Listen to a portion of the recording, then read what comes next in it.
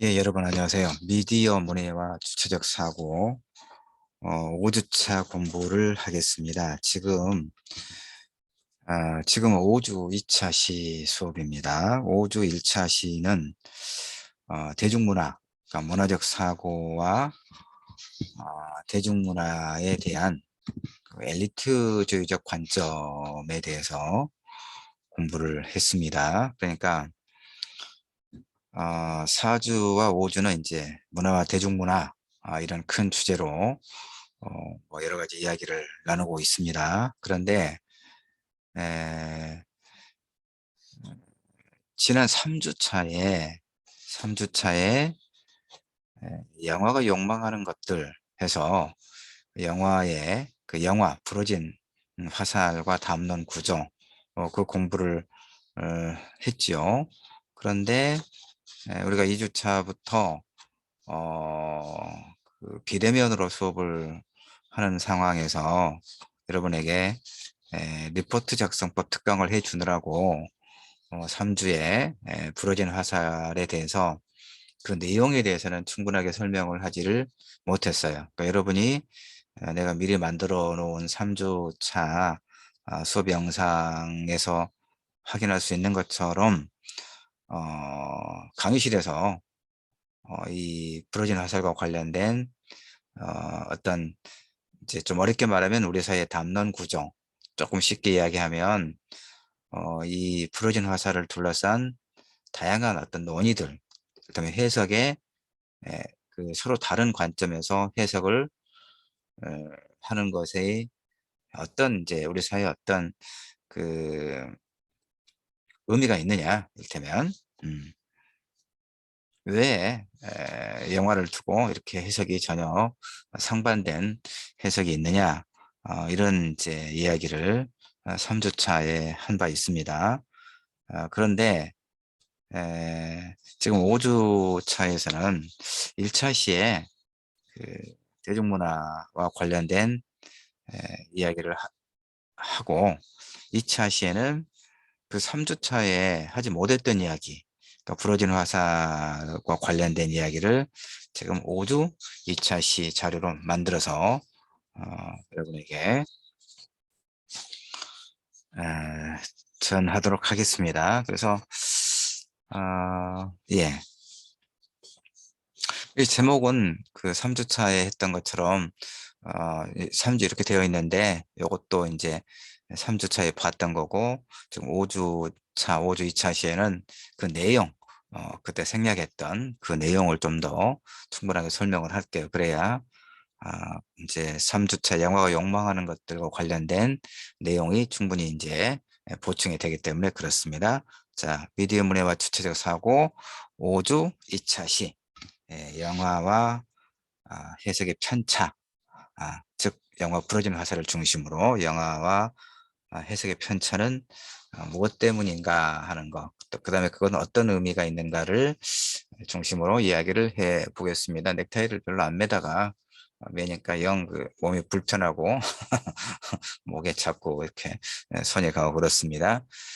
자, 3주차 하긴 했지만 이제 그 수업의 완성도 그 자체로 완성도가 있어야 되니까 기본적인 것은 함께 설명해 가면서 이 영화의 내용, 그다음에 해석의 편차가 어디서 기인하는가를 조금 더 상세하게 50분 동안 설명을 하겠습니다. 일단 이제 이 영화 부러진 화살은 쭉 넘어가 볼게요. 그러니까 이 부러진 화살이라고 하는 영화는 이제 소위 그 뭐 석궁 테러 사건이라고 하는 게 있었습니다.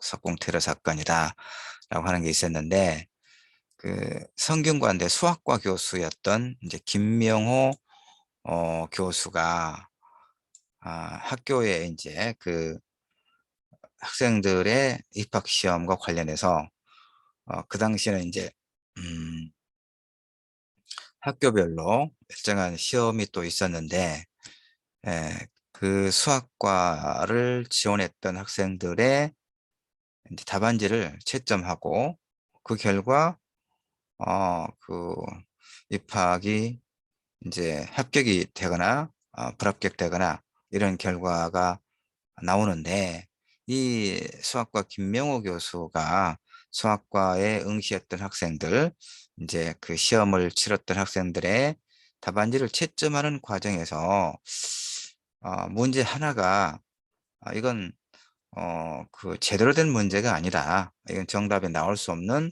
그러니까 출제 오류 상의 문제가 하나 있다 하는 것을 이 김명호 교수가 발견을 합니다. 그래서 이제 그 동료 교수들에게 문제를 제기하는 거죠. 이건 문제가 심각하다. 이 한 문제로 인해서 학생들이 그 합격과 불합격 이렇게 나뉘는 것은 매우 옳지 않다. 이렇게 문제를 제기를 합니다.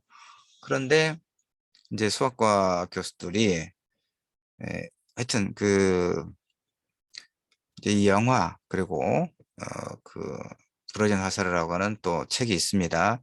나는 그 사실에 기반해서 이야기를 하는 거죠. 그러니까 혹시라도 이 수업 영상을, 내 글과 수업 영상을 확인할지도 모르는 성균관대 수학과 교수들이 에, 나에게 그 어떤 뭐 시비라거나, 그 시비라고 하는 것이 이제 뭐 옳고 그름을 따지는 것을 이야기하는 겁니다. 그러지 않기를 바랍니다. 왜냐하면 어, 나는 그 자료의 바탕에서 자료를 설명하는 것이지, 내가 어, 실, 그 사건의 실체는 알지 못하니까. 알지 못하면서 왜 말을 하느냐, 영화를 이야기하는 겁니다. 영화 속에서 이런 이야기를, 이런 서사가 있다는 걸 지금 설명하고 있을 뿐입니다. 자, 그래서 어쨌든 이 영화 부러진 화살에 따르면 그렇습니다. 이 영화에 의하면, 그러니까 실제 사건을 제재로 해서 만든 영화예요. 그래서 어떤 영화에 따르면 그렇습니다. 사실 여부를 내가 판단하는 게 아닙니다. 이 영화에 따르면 이 김명호 수학과 교수가 그와 같은 문제를 이제 교수회의에서 제기하고, 그런데 교수들이 김명호 교수의 의견을 받아들이지 않는 거죠. 왜냐하면 이미 이제 발표가 된 모양이에요.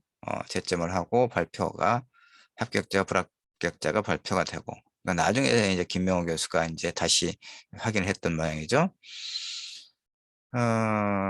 그래서 이미 결정난 사안에 대해서 그걸 뒤집으면 문제가 발생한다 하고, 이제 김명호 교수에게 더 이상의 문제 제기를 하지 말 것을 요청한 모양입니다. 그런데 김명호 교수는 이분을 보면 자신이 옳다고 믿는 것에 대해서 어, 그렇게 쉽게 타협하는 분이 아니에요. 그래서 수학과 교수들이 그렇게 자신의 의견을 묵살하니까 학교 이제 대학 본부 총장에 총장에게까지 거듭해서 문제를 제기합니다. 이건 옳지 않다.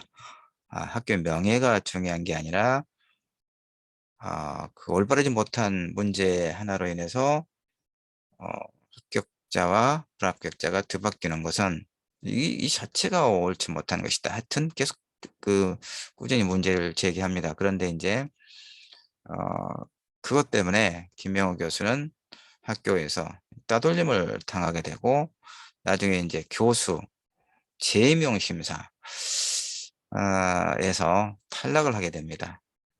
그래서 김명호 교수는 이제 법원에다가 교수 지위 확인 소송, 즉 복직 소송을 합니다. 그런데 그래서 이제 전국에 많은 수학과 교수들, 그 자료에 보면 이제 나옵니다만은, 뒤에 보면 이 교수들이 법원에 탄원서를, 의견서를 제출합니다. 그 문제와 관련해서 김명호 교수의 의견이 옳다. 이렇게. 그럼에도 불구하고 그 법원은, 재판부는 김명호 교수가 아니라 성균관대학교의 손을 들어줍니다. 그래서 김명호 교수는 교수직에 복직을 하지 못해요. 어. 이렇게 해서 이제 김명호 교수는 그가 공부했던 이제 미국으로 가서 어, 뭐 자리를 잡지 못했으니까 뭐 어렵게 살았을 것으로 짐작을 합니다. 그런데 이제 한국에서 정권이 바꿔진 거예요. 즉 김대중 대통령이 이제 대통령에 당선이 됩니다. 그러니까 이제 김명우 교수가 미국에서 그 소식을 듣고 정권이 바꿔졌으니까 그 자신의 부당한 해고 해직이 바로잡아질 수도 있지 않겠느냐, 그런 전체적인 어떤 분위기, 민주화의 분위기. 사실 김대중 대통령의 그 당선은 최초의 정권 교체거든요. 그 전에 이제 김영삼 대통령이 김대중 대통령과 함께 오랜 민주화 투쟁을 했고, 그래서 김대중 대통령이 당선될 때도 이제 문민정부라고는 합니다만은, 김영삼 대통령이 당선될 때는 그 전두환 노태우와 이제 그 소위 민주정의당과 합당을 해서 어, 어, 그 결과 내부 투쟁을 통해서 이제 후보가 되고 대통령이 당선된 것이기 때문에 진정한 의미에서의 정권 교체라고는 하지 않습니다. 그래서 이제 김대중 대통령부터 그렇게 이야기하는데, 어쨌든 뭐 김영삼 대통령도 이제 어쨌든 민주화에 상당한 기여를 했던 건 사실이에요. 그리고 이제 김대중 대통령에 와서야 그야말로 수평적인 정권 교체가 평화적으로 이루어졌다, 이렇게 일단 평가를 하는 거죠. 하여튼 김명우 교수는 이제 바로 그런 시기에 다시 한국으로 옵니다. 그래서 이제 다시 또 자료를 모아서 또 소송을 하는 거죠. 그런데 이제 더 설명하겠지만, 재판부에서 어, 김명우 교수의 그 여러 가지 그 어떤 김명우 교수가 자신에게 어떤 유리한 증거들을 제출을 했는데도 불구하고 사법부에서 그 이전의 판결과 같은 판결을 내립니다. 그래서 김명우 교수는 너무나 억울한 거예요. 너무나 억울한 겁니다. 그래서 이제 그 재판부 그 부장판사의 집을 또 어떻게 알았던 모양이에요. 그래서 아파트의 그 재판장 그 사람의 아파트에 찾아가서 그 현관에 그 동마다 이제 입구가 있잖아요. 그 기다리고 있었던 모양입니다. 그 석궁을 가지고, 그 석궁 테러 사건이라고 하잖아요. 석궁을 들고 너무 이제 좌절감이 크고, 물론 그 행위는 우리 사회적인 어떤 그 윤리로 비춰볼 때 이제 비난의 가능성은 사실 큽니다. 어쨌든 얼마나 이제 당연히 김명훈 교수는 억울하죠. 어, 엄청나게 억울하죠. 그래도 불구하고 일테면 재판 결과에 불만을 품고, 그때 언론이 다 그렇게 보도를 했단 말이에요. 재판 결과에 불만을 품고 재판부 집을 찾아가서 석궁으로 그 판사를 향해 쐈다. 그래서 석궁 테러 사건이다, 이렇게 이야기합니다. 그리고 이제 이 그 경찰에 이제 출동했겠죠. 그 판사는 이제 신고를 했고, 그래서 김명호 교수는 이제 체포돼서 재판에 넘겨집니다. 그래서 이제 이게 이제 소위 석궁 테러 사건.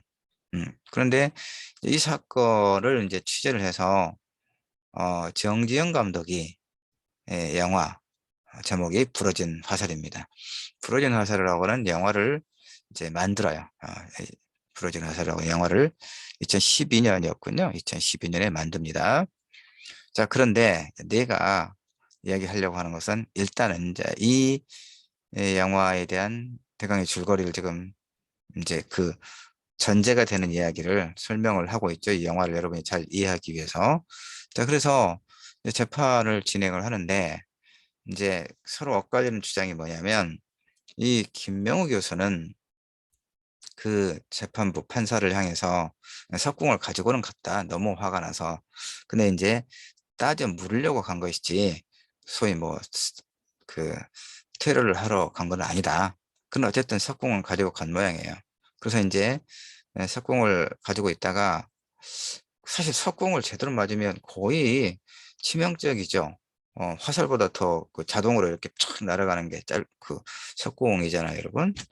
그런데 석궁으로 사람을 쏘고 맞으면, 가슴에 맞으면 아마 거의 뭐 중상 아니면 사망에 이르는 그런 문제가 발생하겠죠. 근데 어쨌든 이제 이 판사가 퇴근해서 자기 집으로, 아파트로 이제 들어오고 있는데, 이 김명우 교수가 이제 기다리고 있다가 이제 뭐라고 다툼을 했겠죠. 그 이름도 부르고 너는 뭐냐 뭐 이렇게 하다가 이제 이 석궁이 서로 이제 김명우 교수의 말은 그렇습니다. 김명우 교수가 석궁을 가지고 있고 판사가 이제 퇴근하고 그래서 그 아파트 현관 입구에서 서로 이제 말싸움, 몸싸움을 하다가 이 석궁이 하나가 발사가 됐다는 얘기예요. 발사가 됐는데 여기서 이제 서로 입장이 갈립니다. 서로 몸싸움을 하다가 화살 하나가 발사가 됐는데 그 화살이 그 판사의 가슴에 맞은 게 아니고 그 아파트 이제 입구에 보면 뭐 벽이 있잖아요. 콘크리트 벽. 그 콘크리트 벽에 맞았다. 그래서 화살이 이제 튀어나와서 부러졌다. 그 제목이 부러진 영화 제목이 부러지는 화살입니다. 부러졌다라고 이야기하는 겁니다. 그러니까 결정적인 게 뭡니까? 김명희 교수가 그, 그 판사를 향해서 쏜 게 아니다. 그러니까 판사 몸에 이 화살이 맞은 게 아니다라고 하는 것이 김명호 교수가 주장하는 거예요. 그러면 이제 그 판사의 주장은 뭐냐? 김명호 교수가 판결 결과에 불만을 품고 자신의 집에 미리 찾아와서 기다리고 있다가 자신을 보자마자 자신을 향해서 석공을 쐈다. 그리고 이제 그 증거물을 제출합니다. 뭐냐면 이제 옷을 양복을 입고 이렇게 와이셔츠를 입고 넥타이를 메고 위에 이제 그 슈츠를 입었겠죠. 겉옷을. 그런데 쏘았다. 그러니까 이 가슴을 쏘았는데 맞았는데 그러니까 이제 아내가 여기도 보면 나도 메리아스를 속에 입고 있습니다. 메리아스 하얀 메리아스를 입고 이렇게 와이셔츠를 입었죠. 자, 석궁이 여기를 쏘았다. 관통했다는 얘기죠. 그런데 그러니까 이제 피가 묻었겠죠. 그래서 이 옷을 이제 피가 묻은 옷을 증거물로 이제 재판부에 제출해요. 음. 그러면 이제 재판을 하면서 이제 김명호 교수는 변호인을 통해서 뭘 주장하겠습니까? 나는 쏜 적 없다. 몸을 향해 쏜 적 없다. 그 판사는 화살을 내가 맞았다. 몸에. 그래서 이 피가 묻었다라고 이렇게 옷을 증거물로 제출했단 말이에요. 그래서 이제 김명호 교수는 몸에 맞지 않았는데 무슨 그 몸에 맞았다고 피 묻은 옷을 증거로 제출하느냐. 그러니까 저 피가 내가 쏜 화살에 맞아서 그 사람의 몸에서 나온 피인가 아닌가를 소위 혈흔을 감정해 달라고 재판부를 향해서 요청을 합니다. 알겠죠? 혈흔 감정을 요청을 합니다. 그런데 재판부가 여러분 우리 상식적으로 이야기해 보세요. 생각해 보세요. 아니 궁금하지 않겠어요? 재판부도 서로 주장이 다르고 그래서 이제 화살을 맞았다고 주장하는 그 소위 피해자 그 판사가 증거물로 제출한 와이셔츠에 피가 묻어 있으니까 근데 쏘지 않았다고 몸을 향해 쏘지 않았다고 주장하는 소위 가해자 피고인 김명현 교수가 그 피가 저 사람 피인지 아닌지 확인을 해달라 혈흔 감정을 해달라고 하는데 재판부도 당연히 궁금하지 않겠어요? 그럼 혈흔 감정하면 그 두 사람의 서로 상반되는 말이 무엇이 진실인지, 어느 쪽이 진실인지, 어느 쪽이 거짓인지가 명확하게 드러날 거 아니에요. 그런데 영화를 보면 혈흔 감정을 그 재판부가 허용을 하지 않습니다. 놀랍죠? 놀라운 일입니다. 그러니까, 이제 그래서, 이 이제 소위 석궁 테러 사건이 일어나자마자, 모든 언론이 9시 뉴스, 긴급 뉴스, 그다음에 신문의 일면 톱으로 이렇게 모든 언론이 도배를 합니다. 재판부의 판결에 불만을 품은 전직 교수가 이렇게 석궁으로 테러했다.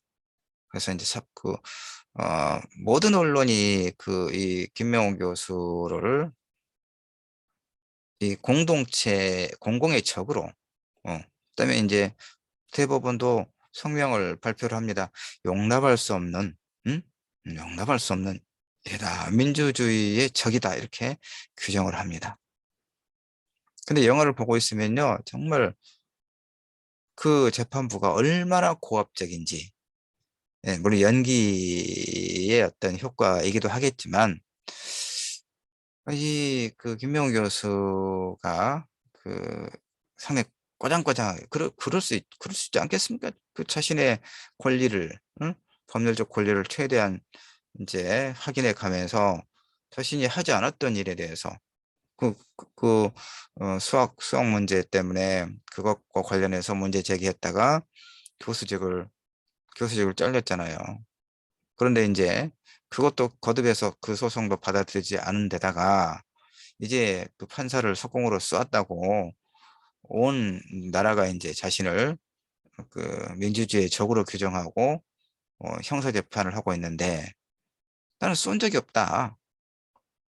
그러니까 또 하나, 그 부러진 화살도 굉장히 중요한 증거물이잖아요. 아니, 화살로 몸을 맞았으면 중요한 증거물인 부가 아닙니까? 그 화살, 맞힌 화살. 예. 그리고 그 피가 혈흔 감정을 통해서 화살에 맞은 그 판사의 혈액인가 아닌가를 그 두 가지를 어, 확인하면 될 터인데 화살에도 이를테면 혈흔이 묻어 있을 테니까 그러겠죠? 문제는 혈흔이잖아요. 핵심은. 그런데 화살도 증거 아니 경찰이 출동해서 현행범으로 체포했는데 그 핵심적인 증거물인 부러진 화살이 사라지고 없어요. 그리고 아까 얘기했지만 그 판사의 그 석궁을 맞았다고 주장하는 판사의 그 피 묻은 와이셔츠에서 혈흔 감정이 이루어지지 않습니다. 그런 채로 이 김명훈 교수는 징역 4년을 선고를 받고 항소하고 또 그 대법원에까지 항고했지만 상고라고 하죠. 이제 고등법원에 항소, 그다음에 대법원에 상고. 근데 그 징역 4년이 전혀 변함이 없었어요. 그래서 대법원에서 징역 4년이 확정되고 그다음에 4년 만기를 꽉 채운 다음에 교도소에서 이제 나옵니다. 그걸 다룬 게 부러진 화살이에요. 어. 근데 하여튼 재판부가 굉장히 아주 우리가 보통 상상하잖아요. 재판부 이 판사들이 얼마나 권위 의식이 강한지. 그래서 그 재판장에 서 있는 사람들을 전부 뭐 사람으로 취급을 하지 않는 거죠. 그래서 그 사람의 나이라든 피고인들이 나이나 뭐 어떤 사회적 위치나 뭐가 됐든 간에 판사가 보기에는 다 졸이죠. 예. 그냥 전부 이렇게. 그래서 이 김명호 교수가 주장하는 것을 다 배척을 합니다. 들어주지 않고 뭐 말하는 것도 말도 그만하라고 이렇게 물리치고 굉장히 그 비인격적인 그러니까 굉장한 어떤 권위 의식이 영화에서 드러나요. 이 영화 보고 있으면 너무 화가 나서 분노가 일어요. 그런데 그러면 이제 이 영화는 어때 허구죠. 소설도 그렇고. 그러니까 내가 이제 지금 나는 영화를 보고 약간 그 분노, 흥분하고 있잖아요. 사법부의 그런 권위의식과 이런 것에 대해서. 자, 이제 여기서부터. 내가 이 글을 쓰게 된 이유가 이제 여기서부터 나옵니다. 이 영화가 만들어, 이제 이 영화가 개봉되기 이전에, 그러니까 2012년 1월 18일 날 개봉했네. 그러니까 2011년 가을, 겨울에, 그러니까 이 부러진, 이제 정확하게 날짜는 모르겠는데, 이 부러진 화살 바로 직전에 어떤 영화가 개봉이 돼서 굉장히 많은 이제 그 어떤 사회적 반향을 불러일으켰냐면 도가니라고 하는 영화.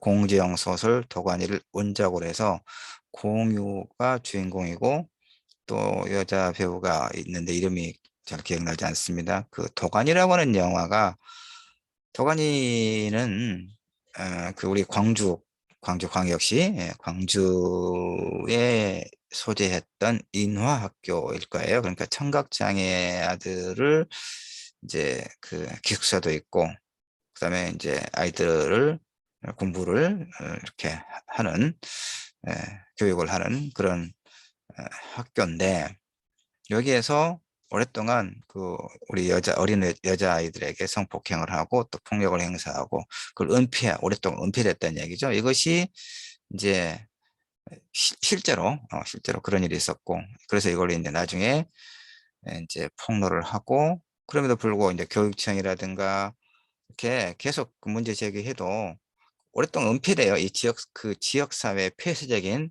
그런 어떤 구조 속에서. 그래서 이제 소설과 영화로 이제 그 사실이 폭로가 됩니다. 그러니까 이제 많은 사람들이 분노를 하는 거죠.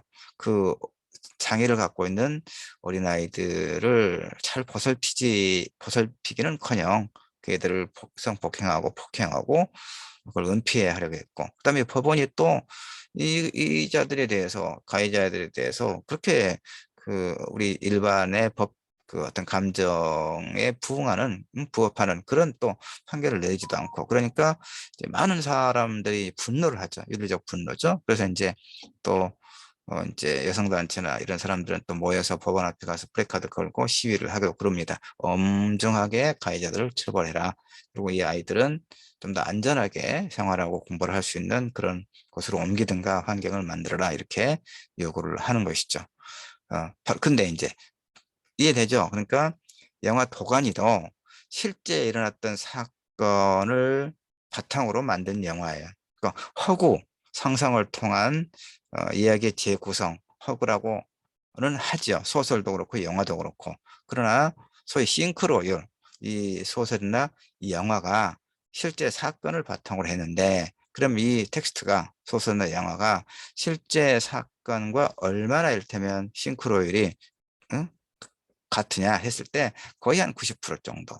그러니까 거의 도가니도 그렇고 부러진 화살도 그렇고 실제 사건을 바탕으로 재구성한 영화다, 이런 말이에요. 알겠죠, 여러분? 그런데 이제 내가 여기서 문제의식을 가지고 이제 이 논문을 쓰고, 이 논문은 이제 고려대학교에서 발행하는 한국학연구에 이제 심사를 거쳐서 이제 내 논문이 실렸어요. 이 제목으로 사실과 허구의 변증법, 영화 부러진 화살을 중심으로, 이 제목으로 이제 이 제목으로 지금 5주 2차 시, 예, 5주 2차 시, 예,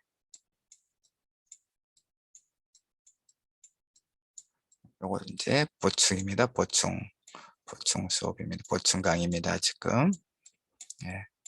그런데 다시 내가 이제 이 글을 쓰게 된 결정적인 계기가 뭐가 있었냐?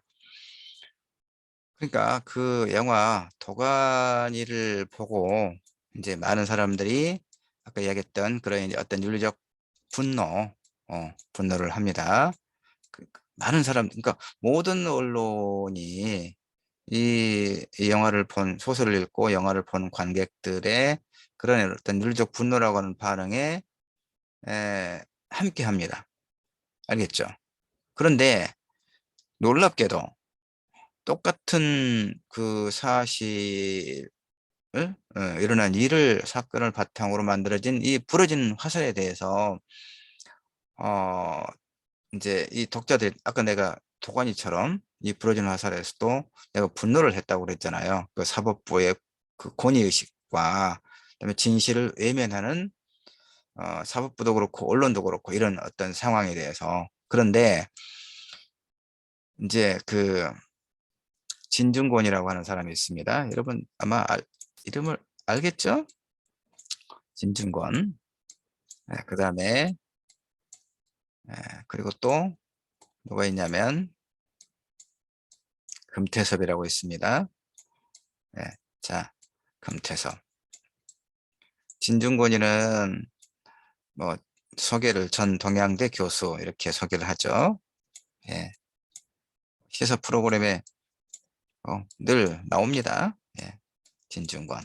그리고 금태섭은 서울대, 진중권은 서울대 미학과를 나왔고, 금태섭은 서울대 법대를 나왔고, 그렇습니다. 근데 진중권이 자 그렇고, 금태섭이가 이제 서울대 법대를 나와서 사법시험 합격했고, 서울중앙지검 검사를 하다가 이제 변호사를 하다가 또 국회의원을 해서 이제 국회의원을 한 번 했죠.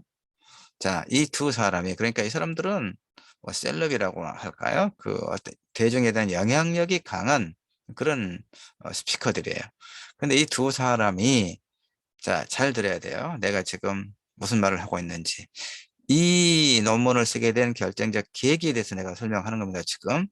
자, 이 진중권, 금태섭 이 사람들이 영화 도가니에 대해서는 아무런 시비를 하지 않았어요. 알겠죠? 어. 이 소설과 이 영화를 본 많은 사람들이 그 가해자들에 대해서 윤리적으로 분노하고 비난했던 그런 것에 대해서 아무런 시비를 하지 않았어요. 어쩌면 자기도 그랬을지 모르 같은. 그런데 부러진 화살에 대해서는 엄청나게 비판을 합니다. 진중권과 금태섭이. 내가 그걸 보고 도대체 이 자들은 뭐냐? 어, 이 자들은 어떤 사고를 가지고 있길래 이렇게 이중잣대를 들이대느냐라고 해서 영화를 보고 많은 자료를 참고해서 이 논문을 쓴 겁니다. 자, 이제 그러면 쭉 내려가서 이들이 뭐라고 했고, 이들은 무엇을 대변하는가, 어떤 입장을 대변하는가, 이 얘기를 해보려고 합니다. 핵심적인 거죠. 쭉 내려가면, 그래서 그 얘기 지금 얘기했던 거예요. 예, 그 도가니와 관련된 이야기.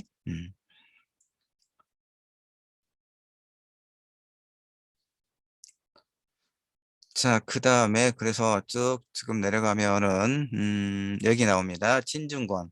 소위 이제 진중권과 금태섭은, 진중권은 김 교수 개인의 돈키호테적 망상에, 그 다음에 이제 그 실제로 이제 박훈 변호사라고 있습니다. 광주에. 그 화순, 광주 옆에 화순 출신인데 아버지가 화순 탄광의 광부였고, 박훈 변호사는 이제 고려대학교 법대를 나와서 사법시험에 합격하고 변호사가 되었습니다. 지금 경남 창원에서 이제 개업을 해서 활동하고 있는데, 노동 이제 그 굉장히 진보적인 그런 그 운동을 했고 그쪽 전문가입니다. 근데 이제 박훈 변호사가 이 김명호 교수의 재판에 이제 변호인으로 참여하거든요. 영화를 보면. 그러니까 진중권이가 이렇게 비난을 합니다. 김명호 교수 개인의 돈키호테적 망상에, 이게 어떻게 돈키호테적 망상입니까? 여러분? 그다음에 박훈 변호사의 운동권적 서사가 결합하고, 그다음에 또 하나 더 아주 잘못된 그 진중권의 아주 그 비틀어진 인식이 뭐냐면, 영화 도가니의 흥행으로 확인된 사법부에 대한 대중적 불신에 편승하려는 정지영 감독의 욕망이 적절히 합쳐져서 사실과는 다른 180도로 다른 자칭 법정 실화의 탄생한 것이다라고 이야기합니다. 이 진중권의 이런, 아주 나는 이 사람의 어떤 인간성의 어떤 파멸이랄까? 뭐, 이 사람은 나는 어떤 보편적 인간성에 대해서, 인간성 자체가 이 사람은 없는 사람이다. 아주 하여튼 더 많이 하면 또 명예훼손으로 나를 걸 수 있겠네. 뭐 그러거나 말거나 내 판단이니까요. 요즘 우리나라 사법부가 현역 대통령을 공산주의자다, 무슨 뭐 해도 다 무죄로 판결을 합니다. 대법원에서. 그건 개인의 의견 표명일 뿐이다. 정말 놀라운 민주주의죠. 진중권이 인간성 아주 형편없는 인간입니다. 변호사 금태섭은 또 뭐라 그러냐? 진중권보다는 조금 이제 발언의 수위가 낮긴 합니다만은 이렇게 이야기합니다. 영화는 영화일 뿐 오버하지 말자. 이것도 이 금태섭이라고 하는 인간의, 둘 다 무슨 어떤, 자, 하여튼 영화는 영화일 뿐 오버하지 말자라는 말은 무슨 얘기입니까? 영화가 허구다 이런 얘기죠. 음. 아니, 그러니까 도가니에 대해서, 도가니도 허구 아니에요, 여러분? 소설과 영화가 허구죠. 허구를 본질을 하잖아요. 싱크로율이 90%, 90%든 99%든 간에 어쨌든 그 자체로는 허구잖아요. 지금 우리가 보세요. 그러니까 영화를 우리가 볼 때 또 소설 읽을 때 허구라고 하는 거 알잖아요. 그러나 그것이 사실과 매우 부합하기 때문에 우리가 분노를 하고 뭔가 행위를 하는 거 아니겠습니까? 근데 이 둘이 진중권과 금태섭은 그 영화 도가니에 대해서는 이렇게 시비하지 않았다니까요. 도가니를 보았던 그 많은 사람들이 수백만 명이 분노를 하고 사회적 어떤 행위를 하는 것에 대해서 영화는 영화일 뿐이니까 오버하지 마라 니들아 이렇게 말한 적이 없어요. 알겠죠, 여러분? 그런데 이 브로진 화살에 대해서는 이렇게 이따위로 이야기하는 거예요, 금태섭이. 예? 제가 개혁적인 척하는 그런 자가. 아, 근데 그래서 내가 머리가 돈 거예요. 이놈들은 뭐냐? 진중권과 금태섭은 도대체 뭔데 이렇게 이중잣대를 대느냐? 그래서 결론. 이들이 대변하는 계급이 뭐냐 이거예요. 그걸 내가 이제 쭉 찾아낸 게 이 글입니다. 자, 그래서 여러 가지 이제 내가 그 흠잡히지 않기 위해서 나름의 논리를 구축하기 위해서 많은 자료를 이제 확인하고 제시를 좀 하고 있습니다. 이것은 고려대학교 한국연구소에서 발행하는 학술 저널 한국학연구에 실려 있는 학술 논문입니다. 상당한 평가를 받은 예. 그래서 그래서 이제 그 이들이 어떤 그 진정군과 금태섭이 어떤 오류를 범하고 있는가를 쭉 설명하고 있는데 이건 여러분이 그냥 읽어보면 되는 거고요. 이제 시간이 많지 않으니까 여기 자 이거예요. 영화 부러진 화살에 대해서 영화는 영화일 뿐이다라고 주장하는 이들과 영화는 흥행을 염두에 둔 허구이며 사실을 호도하고 있다는 사법부의 반응은 그 허구인가 사실인가가 중요한 게 아니라 왜 소설이나 영화가 본질적으로 허구라는 사실을 알지 못하는 독자나 관객은 없을 테니까 그렇죠? 그것보다는 중요한 게, 즉 이들의 반응은 이들이 무엇을 어떤 계급의 이익을 대표하고 있느냐 이거죠. 사법부라고 하는 우리 사회의 카리스마적 권위의 해체와 개인적 권리의 신장이라고 하는 영화의 메시지를 읽어내고 그것에 공감하는 관객들과 그런 기득권, 우리 사회 최고의 기득권인 사법부로 대표되는 기득권을 대표하는 자들과의 헤게모니 투쟁이다라고 나는 보는 거예요. 헤게모니, 주도권. 예. 이제 이걸 이해를 해야 여러분이 이제 지금 우리 미디어 문예와 주체사고 3주에서 했던 이야기와 지금 5주 2차 시 영어 해석의 편차가 어디서 발생하는가? 영화 읽기죠. 지금 영화 읽기, 미디어 문해 그걸 통해서 주체 사고를 할 수 있도록 이렇게 하는 것이니까. 음? 음. 그래서 자, 영화를 본 관객 모두가 공통의 우리 식을 갖는 건 아니에요. 응? 그럴 수도 없겠죠. 마찬가지로 진중권이 사법부로 대표되는 우리 사회 기득권 계급에 속한다거나 금태섭이 법조인의 한 사람이라는 이유로 사법부 입장을 지지한다고 할 수는 없지만, 할 수는 없지만, 그러나 사실은 이 말은 내가 점잖게 쓴 거예요. 그렇기 때문에 점잖게 쓴 거고, 진중권과 금태섭은 지들이 무슨 말을 하든 간에 우리 사회 기득권 계급에 속해 있고, 그래서 우리 사회 기득권 계급을 대변하는 말과 글을 발설하고 있는 것이다 라고 말할 수밖에 없는 거죠. 그래서 영화 도가니 내가 거듭거듭 문제 제기하는 게 이겁니다. 영화 도가니에 대해서는 누구 하나 그것이 영화는 영화일 뿐이라고 주장하는 적이 없어요. 어, 그런 의미에서 영화 부러진 화살을 대하는 헤게모니와 이데올로기 관계가 충돌하고 있다라고 보는 겁니다. 그래서 이야기의 담론과 과정 아까 내가 이야기 다 했습니다. 이 영화에서 담아내고 있는 사실관계에 바탕한 이야기가 무엇인가 이렇게 그 얘기가 쭉 있습니다. 그 다음에 했고 이런 얘기 아까 다 했습니다.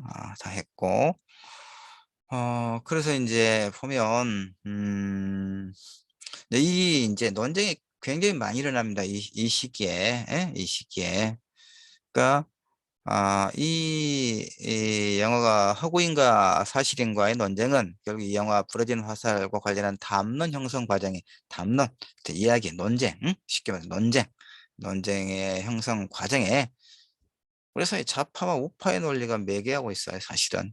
예. 얘기하고 있습니다. 그래서 김기원도 방송통신대학 교수 김기원도 뭐라고 이야기하냐면 부러진 화살 알고 보면 좌파 우파의 문제라고 하는 제목의 글에서 좌파 우파를 근대 사회를 넘어 인류 사회 전반에 적용하면 어떨까? 좌파는 사회적 약자를 대변하고 사회연대, 평등, 분배, 민주성을 강조하는 반면에 우파는 사회적 강자를 대변하고 자기 책임, 자유, 성장, 효율성을 강조한다. 뭐 이렇게 그 이제 개념을 좀 정리를 합니다. 그러면서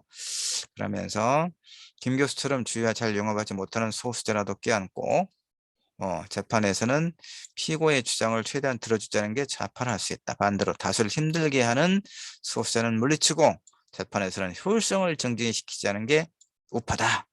범죄자를 치료 대상의 병자로 보는 게 좌파라면 격리 대상의 병균으로 보는 게 우파다. 라면서 한편으로는 객관적 진실을 추구하는 노력과 더불어 다른 한편으로 재판을 비롯한 사회 전반에서 좌우파의 균형과 합리화가 진행되었으면 좋겠다. 뭐 이렇게 이야기를 하고 있어요. 나름대로 이제 객관적으로 이야기를 하려고 이제 나름대로 일정하게 균형 잡힌 그런 이야기를 이 김기현 교수가 하고 있죠. 그러니까 내 말의 핵심은 이겁니다. 이제 결론을 내리면 뭐 이야기는 다 했습니다만은 소설나 영화를 비롯한 그 서사체 이야기를 가지고 있는 것을 서사체라고 합니다. 영화, 뭐 연극, 소설 어, 이것을 그러니까 이제 읽을 때 중요한 거 우리가 초점을 그 관심을 가져야 할 건 뭐냐면 무엇을 말하는가도 중요해요. 무엇을 말하는가. 그런데 누가 누가 어떤 상황에서 어떻게 말하느냐 하는 것이 사실은 또 굉장히 중요한 내용이다. 이런 얘기입니다. 예. 영화 부러지는 화살에서 김 교수는 교수직위가 박탈되고 형사사건의 구속 피의자라고 하는 신분, 곧 사회적 약자 입장에서 막다른 골목으로 내몰린 상황에서 자신의 억울함을 호소하고 항변을 하거든요. 그러나 법원은 번번이 그 의견을 배척할 뿐이다 라고 하는 것. 자, 아까 이것도 이야기했습니다. 그러니까 김 교수를 대하는 판사의 고압적이고 완강한 태도, 다시 말해서 우리 사회의 지배계층의 특권의식과 그 행태에 대한 관객들, 시민들의 냉소와 불신이 이 영화를 통해 폭발하고 있거든요. 그런데 진중권이나 금태섭이라고 하는 소위 이제 우리 사회 셀럽들은 이것을 누구의 입장에서 아까 그 방송통신대학교 김기현 교수의 설명대로라면 우리 사회 기득권을 대표하는 우파의 입장에서 그러니까 균형 있게 이 사안을 바라보는 것이 아니라 그렇죠? 음. 그럼 그것이 왜 문제냐? 우파 입장에서 우파 입장이든 좌파 입장이든 자신의 계급에 충실한 그런 어떤 그 발언이 왜 문제냐? 여러분 왜 문제입니까? 주체적 사고 이제 해봅시다. 왜 문제입니까? 옳고 그름에 대한 판단을 객관적이고 균형 있게 하지 못하고 있기 때문에 그러잖아요. 그렇죠? 아까 내가 이 영화 이야기할 때 말했잖아요. 김명희 교수가 그 화살을 쏘지 않았다는데 벽에 맞아서 화살이 부러졌다는데 그 부러진 화살 굉장히 중요한 증거는 어디론가 사라져 버리고 또 하나 화살이 그 판사의 몸에 맞지 않았다는데 화살을 맞았다고 주장하는 그 판사의 와이셔츠는 법정의 증거로 제출됐는데 그 혈흔 감정화하자는 것을 법원이 배척을 해버려. 이건 뭐예요? 완전히 그 판사들이 같은 판사이기 때문에 예? 같은 기득권 세력이고 같은 판사니까 철저하게 이 김명호 교수를 처음부터 그 사실에 대한 판단을 한 다음에 죄가 있는가 없는가, 그다음에 유죄로 인정된다면 형량은 어느 정도가 적당한가를 그런 논리적인 절차를 통해서 형벌을 부과해야 마땅한 거 아니겠습니까? 그런데 모든 가장 중요한 거, 형벌을 부과하는 데 있어서 가장 중요한 사실관계 확인 자체가 제대로 이루어지지 않은 채 예단을 한 거죠. 저놈은 악이다. 우리 사법부를 감히 재판 결과에 불만을 품고 감히 이 판사한테 이 부장판사 이 지존한테 화살을 쏴? 징역 4년.